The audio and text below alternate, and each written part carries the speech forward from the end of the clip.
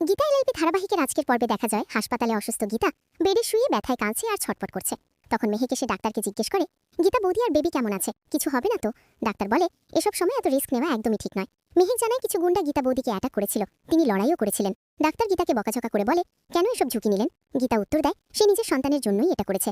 মেহেক ডাক্তারকে অনুরোধ করে মা আর সন্তানকে সুস্থ করার জন্য। ডাক্তার বলেন, ইউএসজি না করা পর্যন্ত কিছু নিশ্চিত বলা যাবে না, আগে ফর্মে সাইন করতে হবে। মেহেক সাইন করে আসে। অঙ্কিত বলে, বাড়িতে খবর দেওয়া উচিত। মেহেক বলে, বাবা রেগে যাবে, তুমি জামাই হিসেবে ফোন দাও। অঙ্কিত ইলিনকে ফোন করে জানায় ওরা সামলে নেবে, দরকার হলে ডাকবে। মুখার্জি বাড়িতে ইলিন সবাইকে জানায় গীতা নার্সিংহোমে ভর্তি, হুন্ডারা আক্রমণ করেছিল। প্রলয় অবাক হয়ে বলে, তারা তো বস্তিতে যাচ্ছিল, তাহলে কারা আক্রমণ করলো? সে ইলিনকে আবার ফোন করতে বলে। ইলিন অঙ্কিতকে ফোন করলে প্রলয় ফোন নিয়ে জিজ্ঞেস করে, গীতা আর বেবি কেমন আছে? মেহেক বলে, ইউএসজি না হওয়া পর্যন্ত কিছু বলা যাচ্ছে না। এরপর প্রলয় জিজ্ঞেস করে, স্বস্তিক কোথায়? ইলিন জানায় সে টিপের সাথে ছিল, হয়তো ঘরে আছে। প্রলয় ঘরে গিয়ে স্বস্তিককে টেনে আনে এবং বলে, গীতা হাসপাতালে অসুস্থ আর তুই বাড়িতে বসে আছিস। গীতা তোর স্ত্রী আর ওর গর্ভে তোর সন্তান। তখন টিপ বলে, ও স্বস্তিক নয়, সঞ্জয় লাহিড়ী, প্রমাণ করা যাবে না।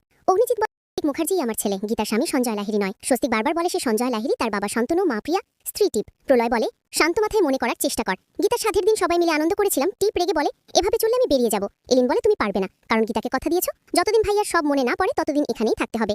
প্রলয় প্রমাণ দিতে ফাইলা নিয়ে স্বস্তিককে দেখায় কিছু মনে পড়ে কিনা। টিপ স্বস্তিককে নিয়ে ঘুরে গিয়ে ওষুধ খাওয়ায়। অগ্নিজিৎ চিন্তিত হয়ে প্রলয়কে জিজ্ঞেস করে, গীতা আর বেবি সুস্থ থাকবে তো? প্রলয় বলে, গীতা লড়াকু মেয়ে, সে সন্তানের সুরক্ষা দেবে। অগ্নিজিৎ বলেন, তবে যদি সত্যি সে সঞ্জয় লাহিড়ী হয়? প্রলয় আশ্বস্ত করে, গীতা যখন বলেছে সে স্বস্তিক, তখন প্রমাণ করেই ছাড়বে, কারণ গীতার চোখকে কেউ ফাঁকি দিতে পারে না।